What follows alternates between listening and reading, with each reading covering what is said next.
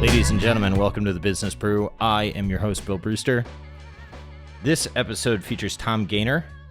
I can't imagine too many of you don't know who Tom Gayner is, but if you do not, he is the Chief Executive Officer of Markel Corporation. Tom is well known to many. He has done many an interview, which made this a little bit tough for me because I wanted to not waste his time or the listeners' time and give him an interview that I would want to hear that I haven't heard before, and I hope I have done that. I have gotten to know Tom over the past few years, and I feel very fortunate to have been able to do so. And I was super happy that he agreed to come on the pod, and I hope that I have done right by him and by you, the listener, in this interview. If you do like what Tom has to say or what I have to say or any combination of the two, or what a couple episodes Bob Robotti had to say, please come to the Markel annual meeting. We will be hosting events Wednesday, May 17th. I believe the address is 435 West Hampton Way in Richmond, Virginia. You've got heavy hitter lineup. We've got Bob Robotti, Lauren Templeton, Eric Ward, Jonathan Boyer. Hopefully I will do a good job hosting that panel. I will do a good job hosting that panel. And then the other panel, we've got Samantha McLemore, Larry Patowski, Jake Lubell, the one and only Andrew Walker, and that will be moderated by Jeffrey Bronchick, and that will be followed up by Markel's annual meeting. They are getting a unique event together, and I think it's worth attending. If you're in the area, stop by. Last week's read got some positive feedback, so I'm just going to go back and do what I did last week and talk a little bit about Stratosphere.io, the sponsor for this podcast. For those that don't know, that's STRATOSPHERE.io. Today, I was playing around with some Airbnb financials, trying to figure out some housing-related stuff in an indirect way, and was clicking through, saw segments and KPIs for Airbnb. It gives me the nights and experiences booked. Fun tidbit, in December of 2015, 72.4 million nights and experiences were booked. In 2022, 394 million were booked. That seems like a lot. Gross booking value has gone from 8.1 to 63.2 billion, and the average daily rate has increased from $111.30 to $160.60. And if those are the kind of, and the take rate for Airbnb has increased from 11.3% to 13.3%. If those are the types of statistics that you like to look for, try Stratosphere.io. Feel free to use the promo code BREW if you sign up for the paid offering. Regardless, you can trial it out for free. I'm going to stop talking and get to the episode. As always, none of this is financial advice. All of this is for informational and entertainment purposes only. Please do your own due diligence and consult your financial advisor before making investment decisions. All right, on to the episode. All right, ladies and gentlemen, thrilled to be joined by Tom Gayner today. Tom, how you doing? I'm well. Nice to see you, Bill. Nice to see you. I appreciate you coming on. I'm going to give a plug for the weekend that you have coming up. This is exciting. I was talking to Bob today, Bob Robotti, and I'm excited about the panel that I'm moderating, and I think it's going to be great. So I've committed to starting to promote it. So here's the beginning of the promotion. Perfect. And when you said this weekend, I was thinking about the actual literal this weekend when UVA is playing Duke in basketball. And of course, that's front of my mind. So that's immediately what came up. Then I quickly figured from the context, you were talking about the Markel annual meeting and the things we got going on there. So thank you for that as well. And check back with me next week to see how the Duke-Virginia game worked out. I will do. Yes. This weekend, I really meant the weekend of May 17th, I believe it is. So that is correct, yes. I could be a little more precise when I talk sometimes. It's a flaw I have. Fortunately, like everything else in life, you deal with whatever bits of information you have, and you try to triangulate into what you're actually talking about. So I don't think it was too long for us to get there. Yeah. How, what is your goal for the Markel annual meeting and what we're all doing beforehand? I think it's turning into quite an event. It is, and that really is the goal. So really modeled on what has happened at Berkshire over the years, where I've been gone for 32 years now. The number of people that I have met and just serendipitous encounters and the conversations that got started that turned into beers, that turned into meals, that turned into long-term relationships. That's been fantastic. And we'll keep doing that just as absolutely as long as possible. But I'd also like to set up and establish that tradition in Richmond, Virginia at the Markel annual meeting as well, where everybody who comes, in addition to the formal bits of the meeting itself, there's the opportunity for people to get questions asked, have conversations, but most importantly, to meet the other people that will be there and start to build those relationships, which I think are priceless. I'm gonna give a big shout out to Richmond. When I first went to Omaha, I didn't know what Omaha was, and then I found the downtown there, and I was like, I like this city, and I feel the same way about Richmond. Although I would be lying if I didn't say I had more affinity for Richmond than Omaha. It is a very cool town. Well, thank you. It's fun, and I joke with people when I'm traveling and trying to explain Richmond that Richmond is a place that has 75% of the advantages of a big city, but only 25% of the hassles. So it's a wonderful place to live.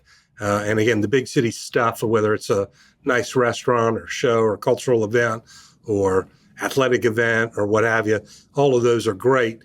And in fact, we were just talking earlier about music and some of the live music shows that come through here and who I like to say. And oftentimes I can be applauding at the last song and standing up at the encore. And after I finish my applause, I am home with my head on my pillow in 20 minutes. So that's how I define both a fun concert to go to and an easy, seamless experience to get there and get back. Yeah, that is nice. I have found myself in my old age, I leave concerts before the encore, and that is embarrassing to admit, but I like to avoid the traffic, at least in Chicago. So, oh well. You know those ads about we can't help you from turning into your parents? Yes. That sounds an awfully lot like what your parents might have said at some point in time. Yes, this is factual, although they're probably cooler than me. So, look, I think it's unlikely that any of my listeners don't know who you are, but if they do not know, you want to give a little bit of background of who you are and the company that you're now CEO of? Sure, the Tom sole Gayner. CEO. I shouldn't say now CEO, sole CEO. Well, thank you. Yes, Tom Gayner with Markel. I've actually been here since 1990. I actually started following the company as an investment analyst in 1986 at the time of the IPO. When I joined in 1990, I started managing equity investments for Markel. It was a pretty small specialty insurer that made an underwriting profit and was willing to invest the money long term. And that really continues to be the case today. But at that time when I joined in 1990, I suspect the market cap of the company was, call it roughly $40 million. Today it's $18 billion and change. At that time, we might have had 300 or 400 people. Now we have 20-some thousand. And it really has been following the formula of building out a specialty insurance company, which makes an underwriting profit, and then taking those pennies of underwriting profit and investing them long-term, both in publicly traded common stocks, and then starting in 2005 in wholly owned businesses, which we call that group Markel Ventures. And Markel Ventures these days, again, starting from an idea in 2005. Now, last year, they probably made about $5 billion in revenues and $500 million roughly in EBITDA. So the dream is coming true. And what started out just as an idea and vision is a real, actual live company these days. Yeah, it's been really neat to see you grow that. I thought it was interesting reading the 2021 letter when you talked about blue capital and orange capital. Do you mind sort of talking a little bit about that? And my follow-up question, just to give you a little bit of a tip on it, is going to be, how did you think about allocating to ventures when it takes away from the blue capital until realization events or dividends coming back to the parent right. co? Well, as we started out and joking about this upcoming weekend in the UVA Duke game, I must admit that the inspiration for orange and blue is that those are the colors for UVA. I thought about red and blue but that seemed too politically divisive and would take away from the message of what I was trying to communicate. Thought about type A, type B, type 1, type 2, but settled in on orange. It's probably not type 1, type 2. Associating it with diabetes probably isn't a great idea. You are correct about that. And in fact, somebody mentioned that exact idea. So that's why we went with orange and blue. And stay tuned. Our annual report will be out, I think, the 17th of this month is scheduled to be released, or very close to that. And the themes of orange and blue might indeed be revisited. All so right. I'll just tease it in that way. Well, to answer your question, I started out life professionally as an accountant. And one of the things that was really just I was struggling with and trying to figure out is sometimes you use the same word to mean more than one thing. And the word capital is one of those things that use that word capital, but capital means more than one thing. And that was what the whole orange and blue essay was about, orange capital and blue capital. One being, we use the word capital to describe what regulators and rating agencies insist that we have on hand in order to be financially viable and rated at a certain level and licensed and all that sort of thing. Now, while that takes capital in the sense that we have to have, we have to put capital in there, it's still money and it's still ours. And we just need to post it. We need to sort of circle it. We need to report it to the regulators, but it's not as if it's left the building. It is still inside the building and earning returns. And every penny of that capital, which I think we called the blue capital in last year, that still earns a return for Markel. So it's a high class problem to have too much of it, which might be where you're going, and certainly something that a lot of people talk about it. Orange capital, in my technical accounting terms, I just call that money. So that money takes the form of either cash, fixed income securities, the publicly traded portfolio that we have, and some sense of what the value would be of the companies that are not publicly traded, but they're worth something. Now, the regulators view those types of distinctions with some distinctions, and they give us orange capital credit of different levels, depending on what category something is in. But the good news is, again, all of that blue capital, whether it's, I think I called it navy blue or light blue or invisible blue, all of that, again, those are still earning assets, which create value for the entire Markel Corporation. So the thing is, you just have to operate within the constraints and within the yellow lines of what the regulators and rating agencies want to see in place for your business. But the good news is whether it's orange capital, blue capital, clear capital, light blue, navy blue, burnt orange, whatever, those are all income producing, value creating assets for the entirety of the Markel Corporation. So the only thing I think about when we're making an allocation is that temporarily, that as long as we have capital well in excess of our orange capital requirement levels, we have the choice of either funding some growth within our insurance operations, funding some growth within our Markel Ventures companies, purchasing some publicly traded securities, fixed income or equity, or buying another Markel Ventures kinds of company. And you just have to play out the scenarios to see, all right, well, how long is it going to be before you kind of have enough excess that you're comfortable in making those kind of decisions? Yeah, that makes sense, because when I was reading it, I was wondering what, if any, was the foregone opportunity of compounding as you allocated to ventures, probably more in the beginning, right? Because it's taking away from capital that you're getting credit for. Yeah. And how did you think about that? Because that's an interesting problem, or not problem, but issue to come in contact with. Right. As a practical matter, I don't think there is any foregone opportunity that's created by the fact that we have allocated some money into Markel Ventures. The only reason we're allocating money into a Markel Ventures company is because that's where we think at that particular point in time, that's the highest and best use for capital. So it's not like we're giving up something in order to do it. Where you might argue that could possibly be the case is, say, theoretically, there was some Markel Ventures-like opportunity that came across our desk or came into our awareness that we just simply didn't have enough excess blue capital to do that deal. What we would then do is we would say, wow, this is so compelling. Should we go out and, raise some capital so that we can do that? As a practical matter, that has not happened. Nothing has been that large or that compelling that we thought it was wise to do so. But one theoretically should sort of allow for that possibility should those circumstances present themselves somewhere along the line. Yeah, that makes perfect sense.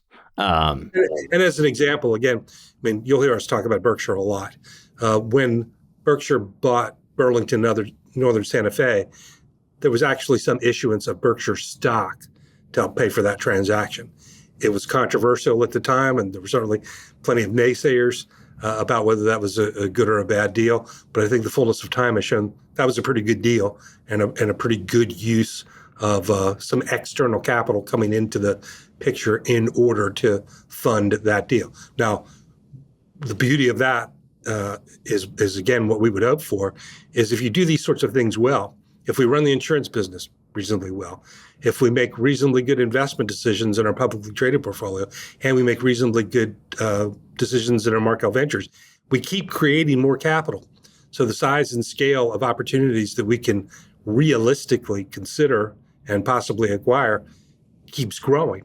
And in point of fact, you've seen that the first deal we bought in 2005 of AMF Bakery Equipment, that was a business that was making about $5 million in EBITDA, and we paid roughly $14 million for 80% of that business at that time. So that was a good deal, but it subsequently worked out quite well.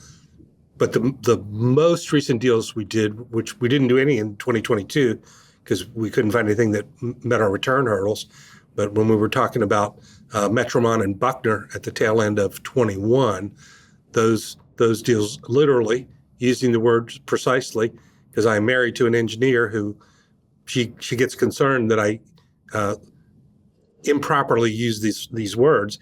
It is an order of magnitude bigger than what we did in 2005. So the size and scale has moved proportionally along with the rest of the organization.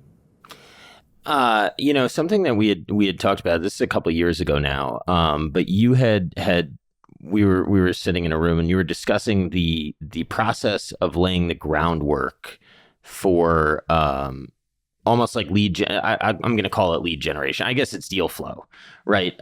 For ventures, and how long the process can take. And that would be, I think, interesting for people to hear how long you work on. People see, okay, well, they closed 2 deals last year, but they don't see the legwork that went into it. So do you mind kind of talking a little bit about what goes into generating the deal flow that leads to, probably that a deal, say you meet somebody today, maybe it's 2028 before it closes, right? That's absolutely true. And as examples at the long end of the curve there, CapTech, which, we've owned 5 or 6 years now or something like that, and VSC, which is the fire protection business, we talked to the principals of those companies 5 to 7 years before the deal actually closed. So the conversations, just what about this, and have you thought about that, and thinking about this, again, those conversations can go for years before someone says, okay, I'm ready to consummate this, and let's go ahead and move on. That's one extreme. The other extreme is that somebody comes to you and pretty quickly they want to get things done. They have reasons that they'd like to get on with their lives and move on. And sometimes those conversations can take place, I don't know, in a matter of days. And then after a handshake takes place, you probably have about 2 months before you can get everything documented and papered and closed. But that, I would be surprised if you bought a house to live in right now. Once you sign the contract, it's 45 or 60 days before you close the deal. And I would suggest that when we're buying Markel Ventures companies, there's a little more to that than buying a house. But we get it closed in almost about the same amount of time. How over your career have you learned to build teams and integrate, talent? I mean, it's one thing to go out and buy a stock in a business. It's another thing to bring in a wholly owned subsidiary and truly learn abdication, or not abdication, but I talked to the person that runs Virginia Sprinkler, and he was like, working, or after I sold to Markel, it was as they said it would be, and I don't get meddled with. Occasionally I'm told, to send some money back to corporate or not, but that, like, all the decisions are still mine. It's one thing to model Buffett. It's another thing to live that type of, management philosophy. How has it happened for you? Well, to some degree, it's the old Montessori method, Montessori schools. You learn by doing. And within the context of Markel Ventures, again, I talked about in 2005, we had the mindset or thought by being observers of the Berkshire model that this was a good path and a good way to do things. But it wasn't until 2005. I mean, I'd been here since 1990. That's a long gestation period before the stars aligned, where a specific circumstance, some specific people, some specific businesses came about such that we could go ahead and do that. And by doing that, again, it was a piece that, had it not worked well, we'll live to fight another day. We could absorb making an epic mistake, and we've made some mistakes along the way. But that's how you learn. The old joke, good judgment comes from experience, which comes from bad judgment. So the truthful answer to your question and the learn by doing is you just start doing it. And you start doing it with the mindset that, look, we want to have people who are interested in staying with these businesses, management teams that have been successful. We want them to stay, and we want them to keep going. And an interesting statement I heard recently, and this is related to Constellation Software up in Toronto, if you're familiar with them. Mm-hmm. It's been an epically successful company. My wife, Susan Gayner, actually happens to be on the board up there. They would use the phrase that accountability is more important than scale. So they have many, many, many, many business units. When you have people at the business unit who are really the CEO of that business, they have accountability that exists for their results. Just like the VSC gentleman that is the CEO of that business, he runs that. Now, he's forgotten more about the fire sprinkler business than I will ever know. And he also knows that he's accountable for the results. And he also knows that we're long-term people, and we understand why you might wish to incur an expense today that has payoffs years down the road. The net present value of that kind of decision can be extremely positive, and we're willing to think very, very long-term. So it's created something of a flywheel where these kinds of people are just attracted to Markel because they talk to their friends. So when I'm talking to somebody, in many cases, they have been referred to me by people who are already running Markel Ventures businesses, and they will be like what you described, and they'll say, "Look, those guys actually did what they said they would do, and they allow for an autonomous operation.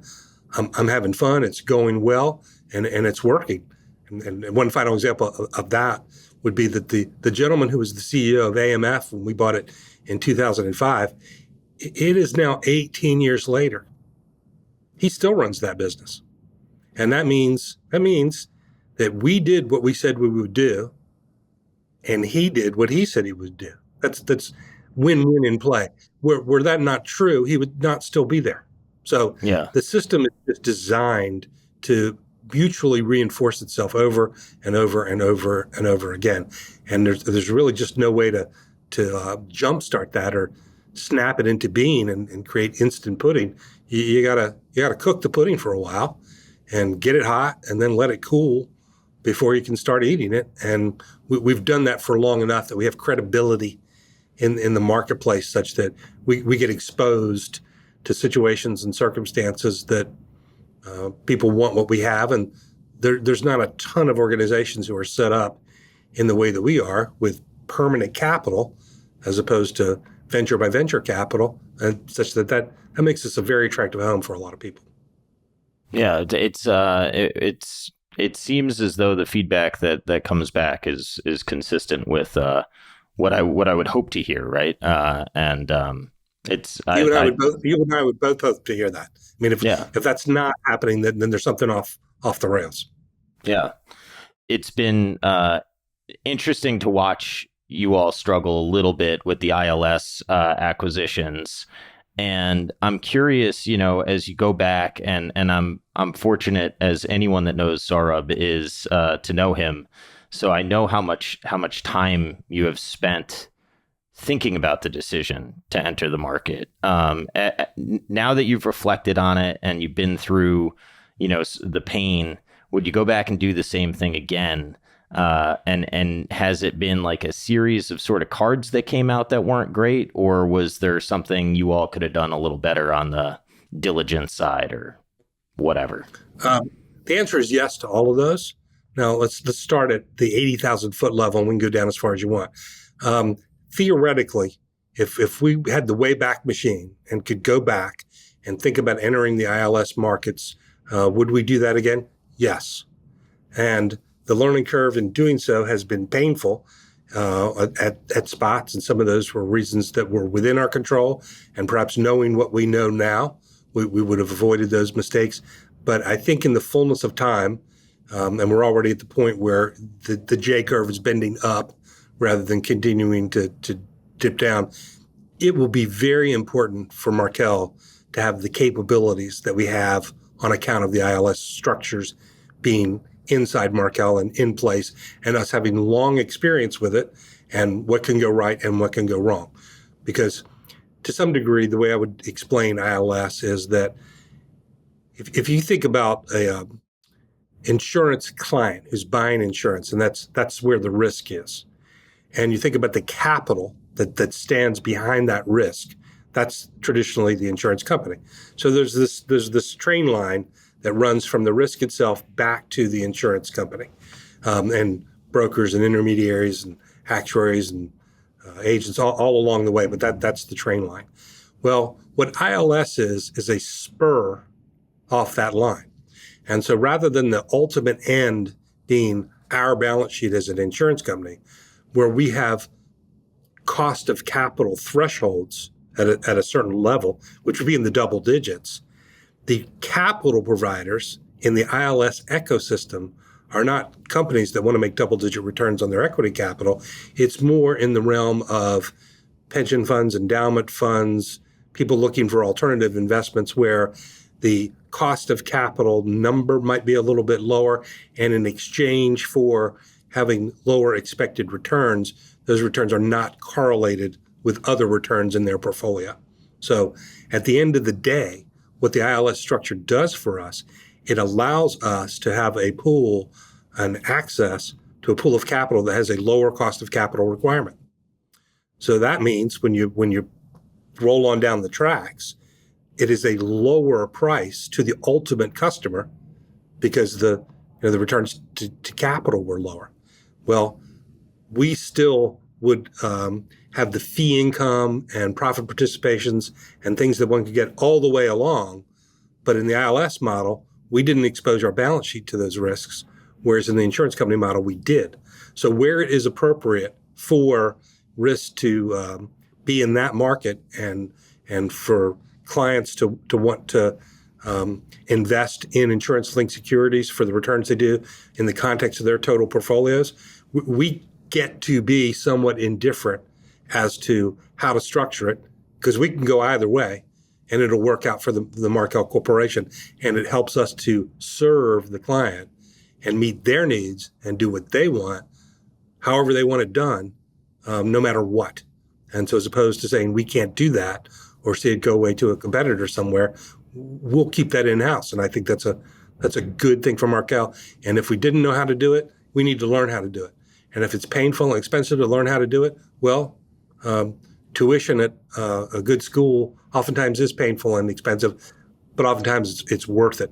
And I like to think we're now at the phase where we've paid those tuition bills, and junior's out there working and has a job and is gainfully employed.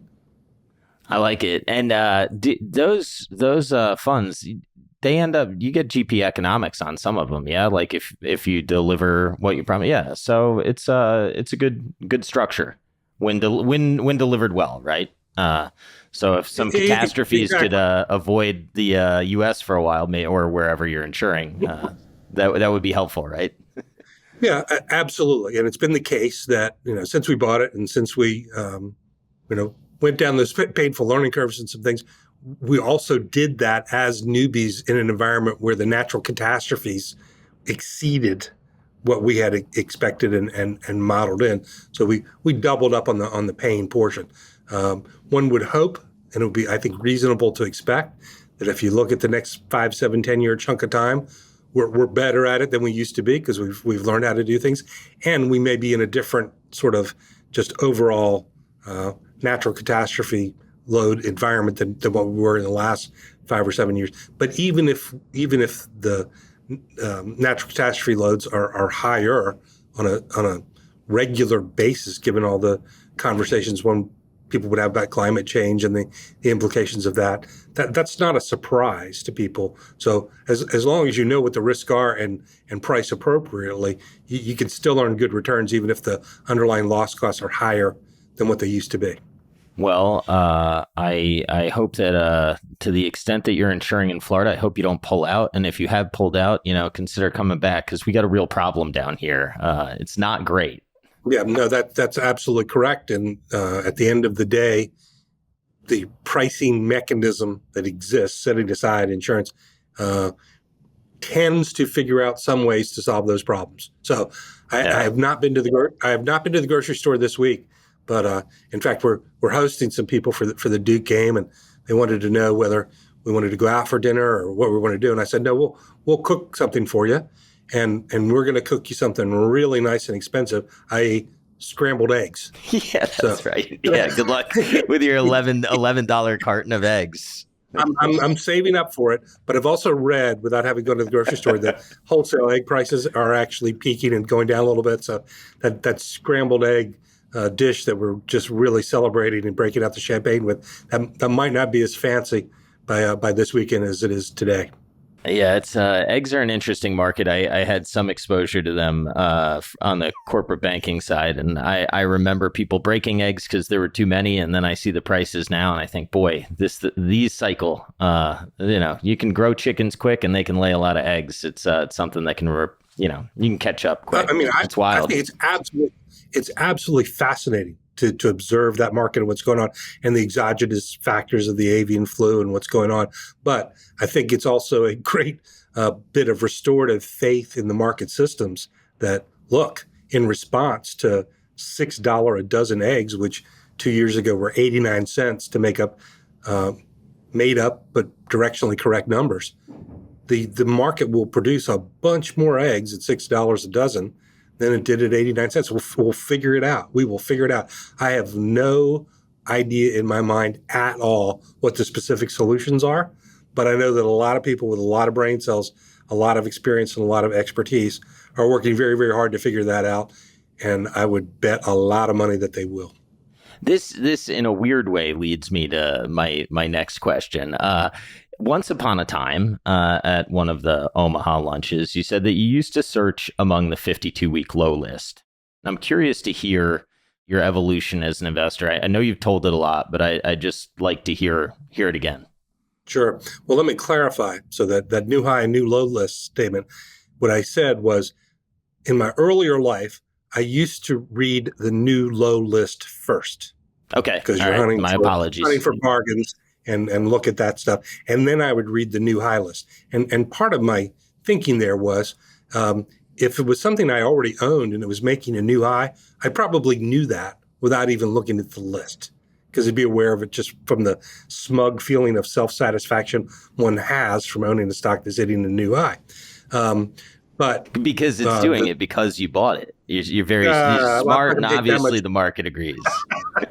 Not going to take that much credit, but yeah, we all know how it really works.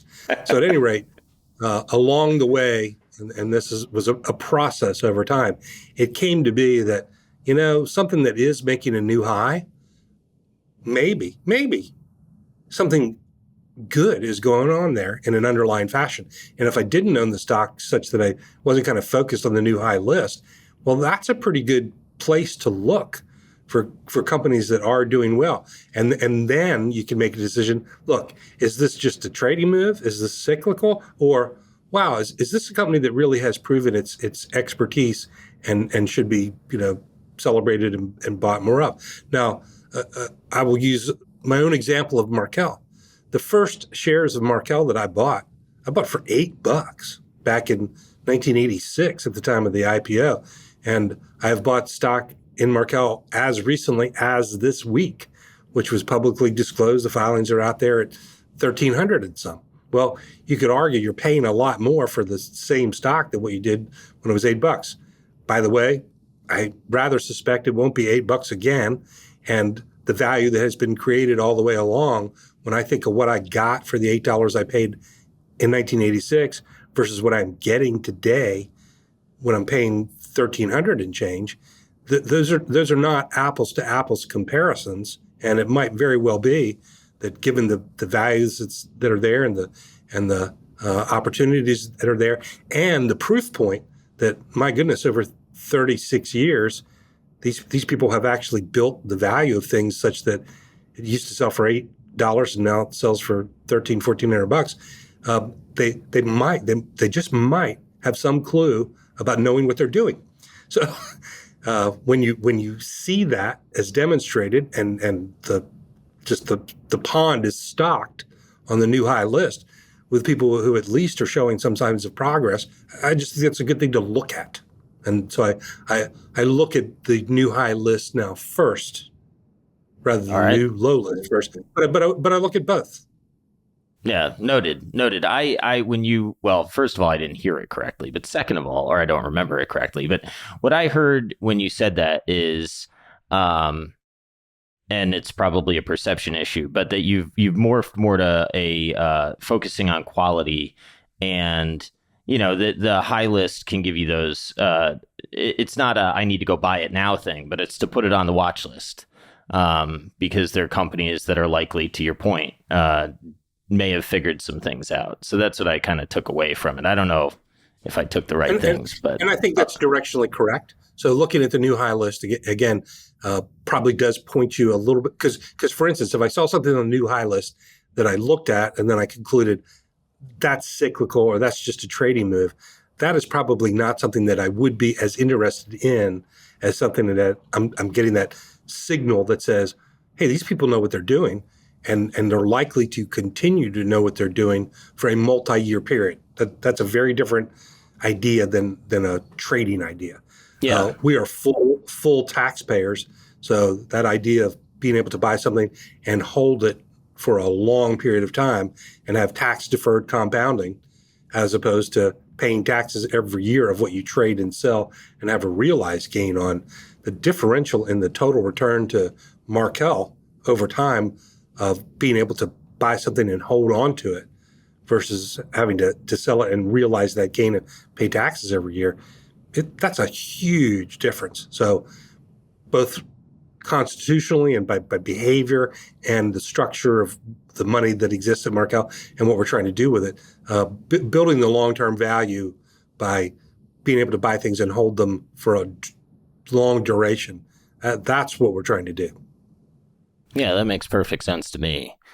How you mentioned the capital within Markel. How would I guess the question would be, would your strategy be different if you were in a fund structure as opposed to at Markel? Just like strictly from an investment philosophy, are there things about being at an insurance company that make you more diversified than you otherwise would be?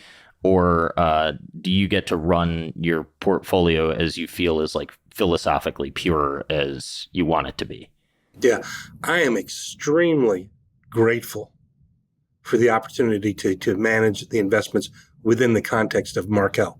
And I would add, it's not just the insurance company, it's also increasingly Markel Ventures. Because again, the cash flow coming out of Markel Ventures is the same color green as the cash flow coming out of the insurance business. And they are both substantial amounts these days. So the flow of cash and the capital that gets to subsequently be allocated comes from both those, as well as the recurring dividend and interest income on the portfolio that exists. So the good news is, compared to an open-end fund or even a partnership that has 90-day redemptions or whatever, the capital here is essentially permanent. And however long a sense of the world you can you can use the word permanent these days. It does not have a daily liquidity provision to it. It doesn't have a quarterly liquidity provision to it.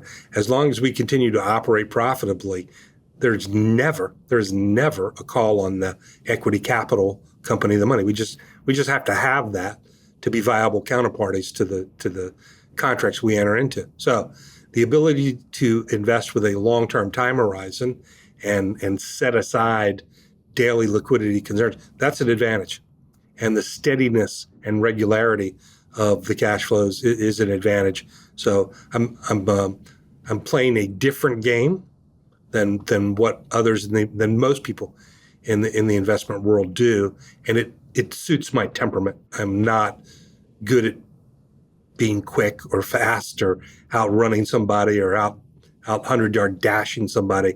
My skill is in thinking about things in longer time frames and having the endurance and the discipline and just iron will to just keep at it day after day after day after day.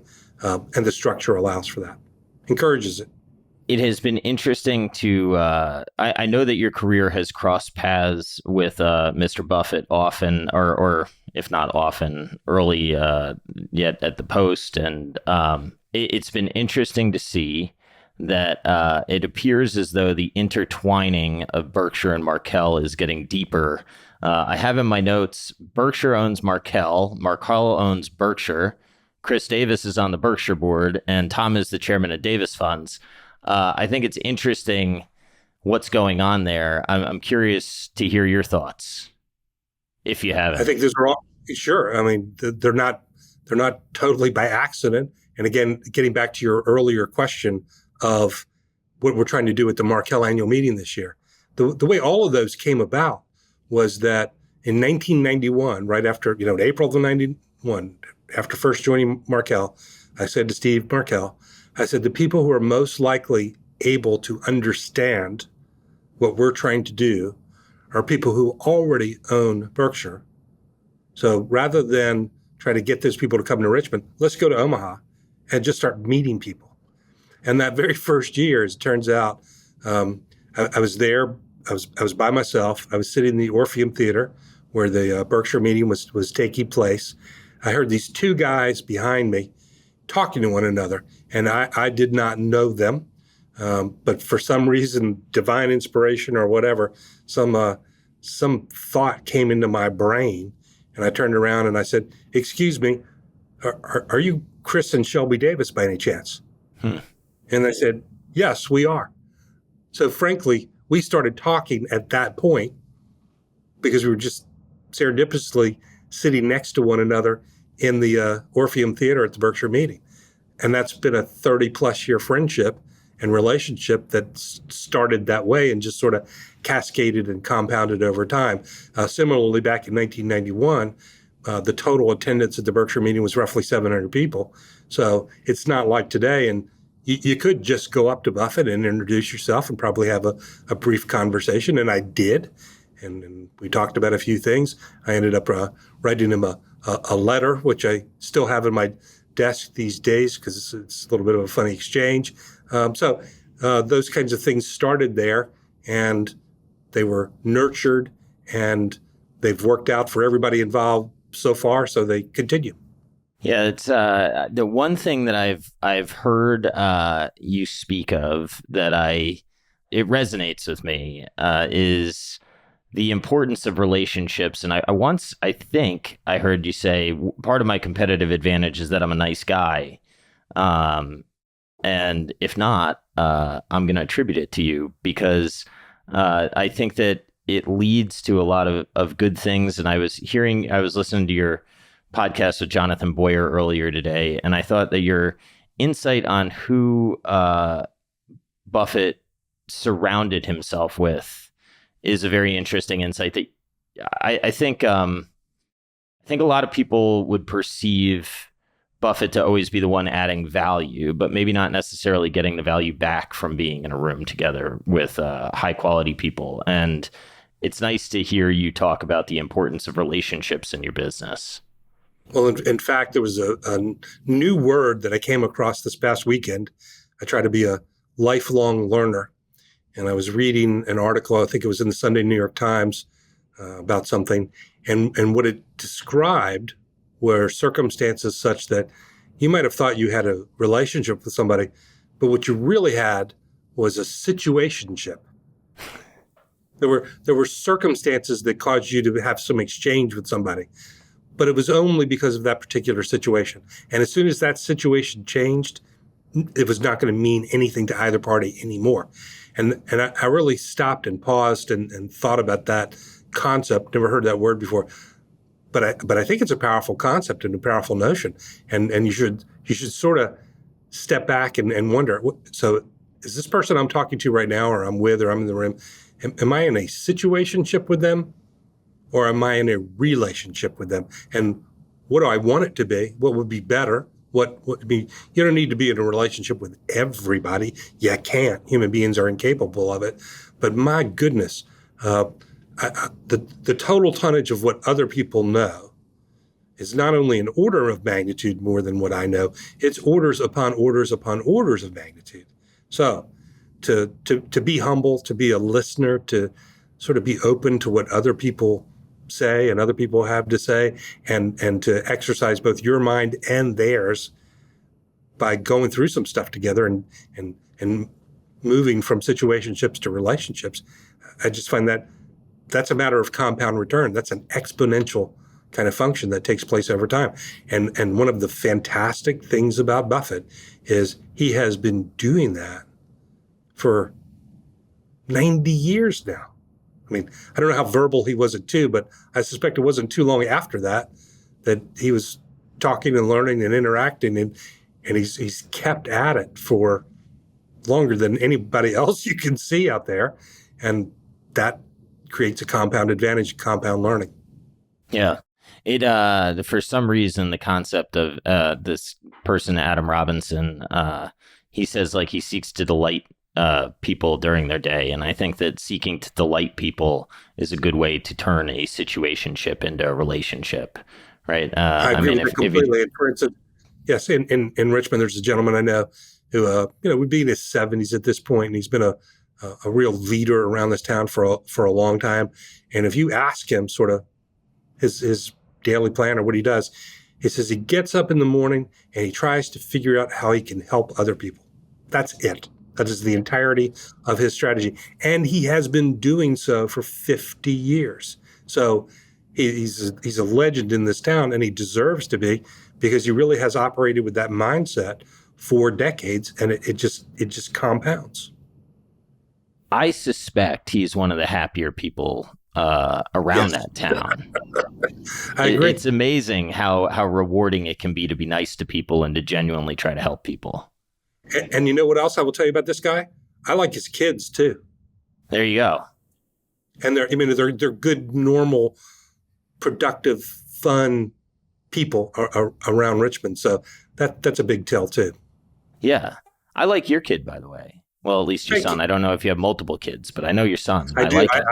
I have 3. So all right. Well, my apologies. I'm going to try to keep it on the down low with Jack, that you singled him out as the favorite, because that'll make the other 2 a little. Well, the other 2 just haven't met me. The other 2 probably be like, I don't want to meet that guy. He's a weirdo. Well, I'll tell you what. They've been to Berkshire as well, and are at our meeting, so they are exposed to the world. All right. I hear you have a bit of a relationship with the Big Lebowski. What's all that about? Well, as an example of Susan's devotion and love for me, she at one point said to somebody when we were talking about that, it wasn't until the 5th time I watched it that I began to appreciate it. And that's Susan saying that. I've seen that movie more than 5 times, shall we say, many, many more. And it just amuses me. It's funny. It gets quoted pretty regularly, and it's just a fun thing. There's a lot in that movie that I don't think you can understand until, the 5th or 6th time. I don't know. I see different things depending on the mood I'm in. Yeah, a lot of strands in the old duder's head there, huh? That's right. How has I have a series of questions that I have, so I apologize for hopping around here. But how is traveling to India given you a perspective on life, and what have you learned as you've been doing that a little bit more? Well, it was a fascinating trip. I went with Saurabh, and I think we spent 8 or 10 days there. I can't remember.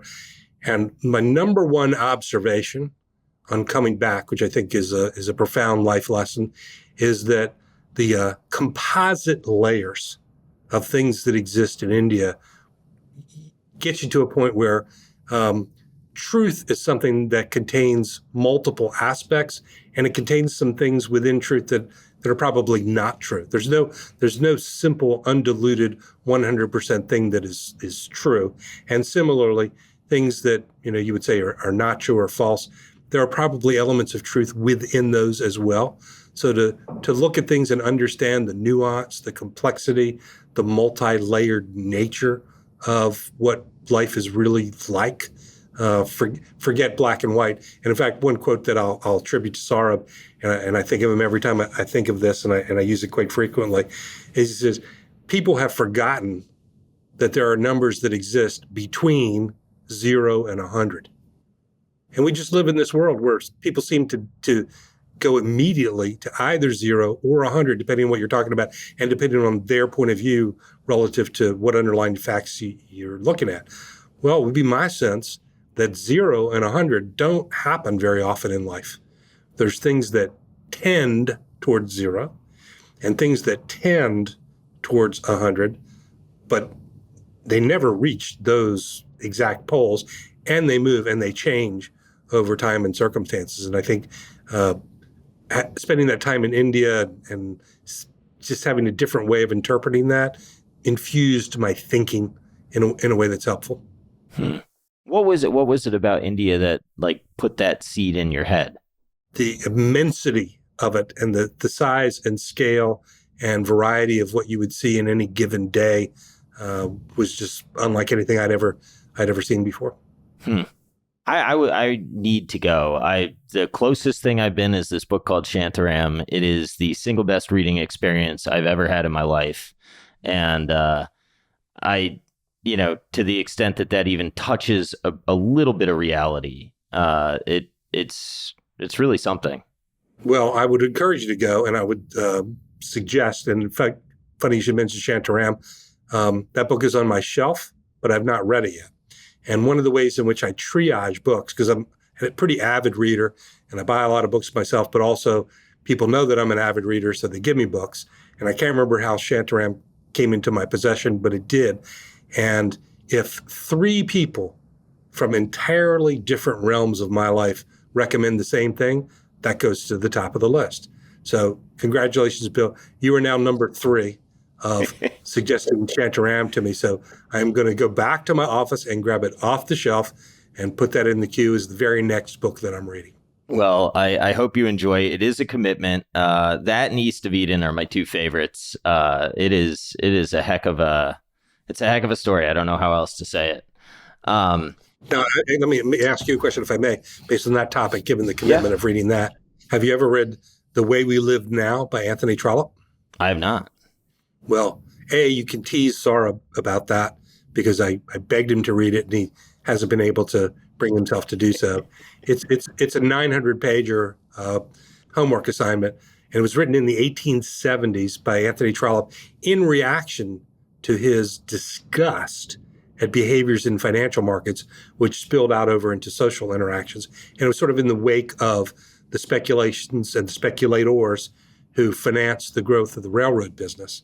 And if you think about today and what happens in the world of technology or whatever kind of stories that are out there, and the most recent headline on FTX and all the things that are involved there, and you read the names that occur in that book, and you substitute the names of people that you read about in the papers over the last month or so, you'll think you're reading about today. And the point is the timelessness of these kinds of market cycles and these kinds of behaviors and the fundamental unchanging aspect of human nature that no matter how well educated we think we are, how much we think we've accomplished, we are epically subject to episodes of greed or fear and social climbing and fear of missing out and behaviors that we sort of in our hearts of hearts know that we shouldn't do, but we engage in anyway. So the names and the places and the underlying story or technology or media involve changes, but human nature does not. And I recommend that book highly as a way of reminding yourself of that fundamental truth of human nature. It's been a really interesting few years to go through investments. 2020, it wasn't like FOMO that I felt, but man, the greed that I felt, and I even journaled about it a little bit, and like, I don't know, that was wild. And then the subsequent crash in some things, which I largely avoided the really bad stuff, but I mean I took on pain, right? And then like the doubt, it's I guess you can read things, but touching the hot stoves is maybe I'm unfortunately the kind of guy that needs to touch a stove once in a while in order to learn. And I think it goes to your mentors saying, you got to survive the first 30 years of investing to become any good at it, right? Indeed so. And the other great author I would recommend for reading that reminds you of the fundamental, unchanging aspect of human nature is Mark Twain.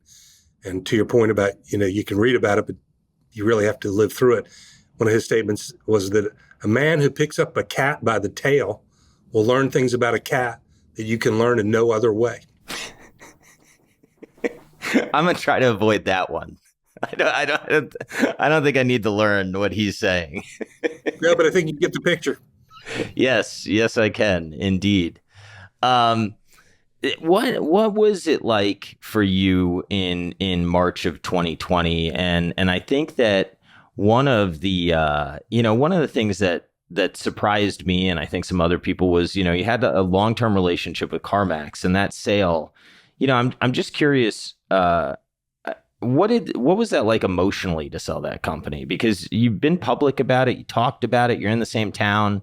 I'm just curious on a personal level what that was like, or was it just matter of fact? It doesn't matter what personal I feel; it's what I got to do. Now this is kind of like the sports reporter at the sideline of the game, and we'll have two of those this weekend at the Super Bowl, and one person will be talking to the quarterback of the winning team, and probably another reporter on the other side is talking to the quarterback of the losing team. So March 2020, as I was coming off the field, I'd be the quarterback on the losing side of the field there. And if you ask the famous sports reporter question of, what did it feel like? Well, the answer is it sucked. There was a challenging time. It was not fun at all. And it was a combination of factors that in the very early days of the pandemic, when people did not know what the ultimate outcomes would be in any dimension whatsoever, we reported that first quarter when we scrubbed every policy we had. We made judgments about what we thought the losses would be, and we're a financially conservative bunch. I think we were very clear-eyed, and in fact, if you look at the industry-wide losses that were reported in the first quarter, Markel's looked a bit more severe than what some others would have. But in the fullness of time in subsequent quarters, when everybody kind of had to keep looking at those books and seeing what the losses actually were, our losses were probably much more in line with what the industry experience were than what it looked like on day one. But at day one, we're making as conservative as a estimate as we can, a fulsome estimate, a full review, and just trying to be clear-eyed about everything, and keeping that in context with the capital levels that we do need to have to make regulators and rating agencies happy and satisfied with what's going on. And just as we looked at every single insurance policy we had, we also looked at every single investment security that we had, both bonds and equity securities. And I'll frankly admit that in the case of CarMax, I was wrong.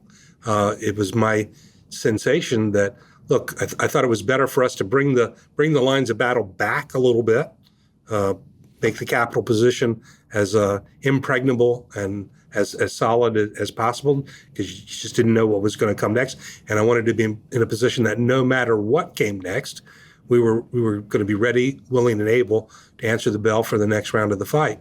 So CarMax and Marriott were the two things that we sold that were personally and emotionally the most painful for me, but that was what needed to be done under the complications and circumstances of uncertainty that we faced at the time. Now, here's a case where being part of the insurance company might have been a little bit different than what it would be if I was a standalone money manager managing a fund or a partnership, because of the regulatory capital circumstances and the fact that that quarter, we reported a combined ratio of 118, which is the worst quarter we've ever reported, and that includes the Hurricanes Katrina, Rita, Wilma episode. It includes the 9/11 time. I mean, you look at the stress tests of what happened to Markel under conditions of pretty severe stress out there in the marketplace.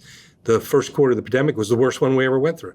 So it was not a standalone decision. It was a decision in the context of every other moving piece that existed around here. Wasn't fun.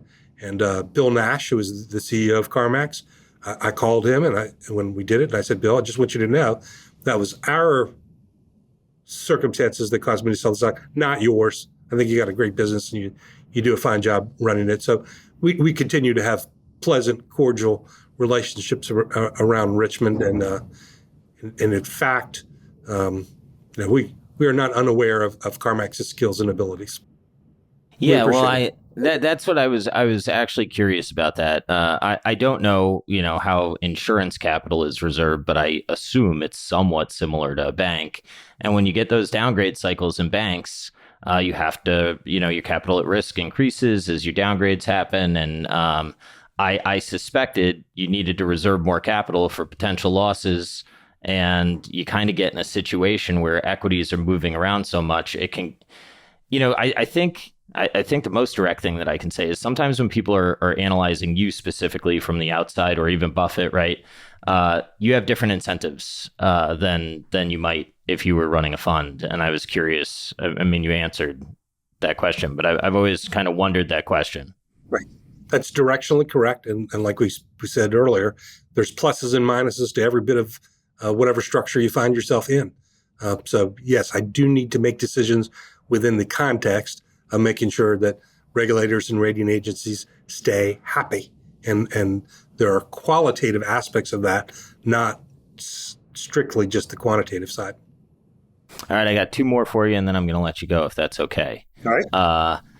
How has the transition to sole CEO gone? And, Richie, at least from my seat, seemed to have the insurance, I don't want to say expertise, but that's the word I'm thinking of. How have you managed that transition, and what's it like to be CEO of both hats now? Well, the good news is that's been a long-standing, sort of slow-rolling process over the last couple of years. So it's not something that takes you by surprise. So you get to prepare and understand and be a little bit ready for that actual flip of the switch when it comes. Second thing that's probably relatively important to realize is Richie's office was, 15 yards away from my office.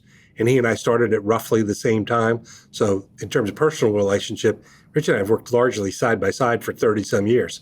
And both of our offices are situated within the offices and operations of our insurance operations, and have from day one. So basically every conversation, every person I've eaten lunch with, every person I've had a cup of coffee with, every person I've gone to a management meeting with for decades has been from the insurance side. So it's not a new beat for me. It's not something that I was unfamiliar with. I know what the words mean, and I know a little bit how it works. And Richie would say this, I will say this, everybody at Markel would say this. None of what any of us does is done by ourselves. This is a team-oriented place. I can't remember the author who said it. It might have been John Irving, but he said, you cannot experience a kiss by yourself. That makes Got to be another person involved for a kiss to mean anything. So that's the nature of the way things have been run at Markel for forever, and that predated Richie and me. It's starts from the very beginning of the company. So there's always been a team. There's always been multiple people.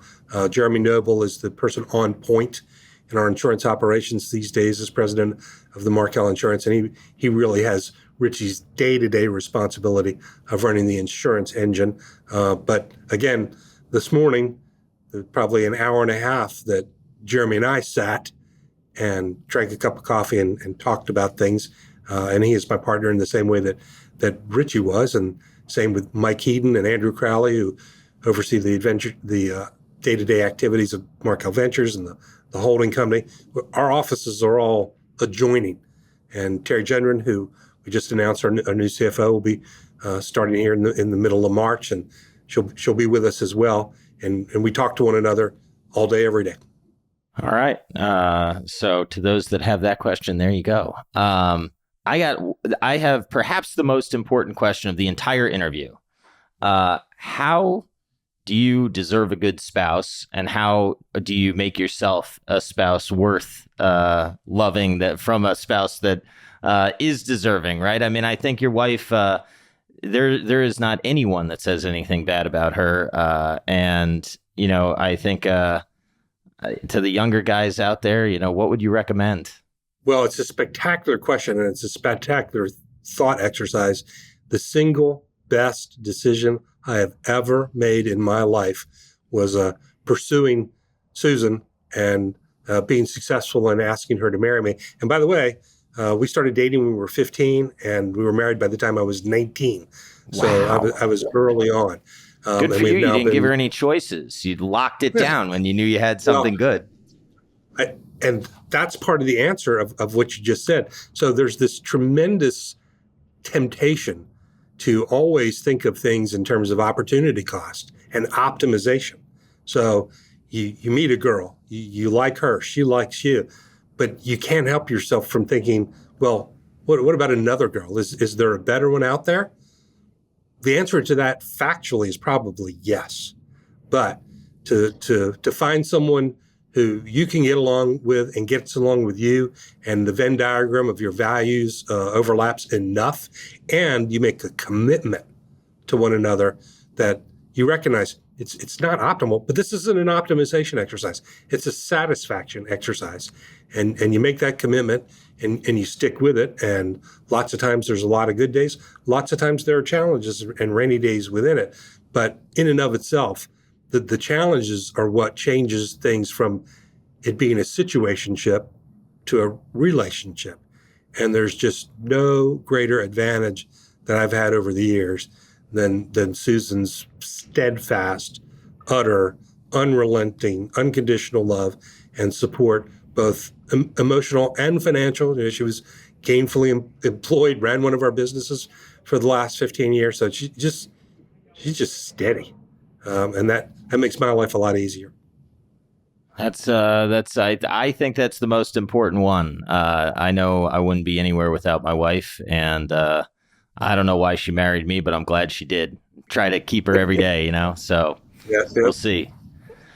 All right. Well, Tom, I appreciate it. You're somebody that I've learned just a ton from. I've looked up to you for a long time, and to be able to interview you is, a bit of a dream come true. So thank you for coming on. Thank you. I appreciate the interest, and I hope I'll see you in Omaha and Richmond soon.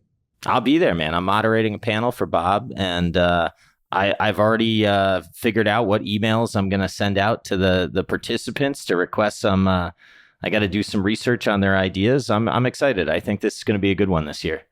I think the last 2 years have been great, but I'm excited to see what you guys are building. And for those that don't know, come out. Tom's got beer. He's got food trucks. We got music most of the time. It's a great time. That's right. All right. Well, take care of yourself, Tom, and see you soon. Thanks, Bill. All Appreciate right. it. Bye-bye.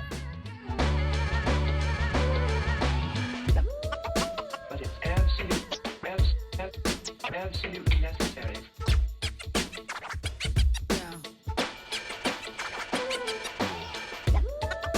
But it's absolutely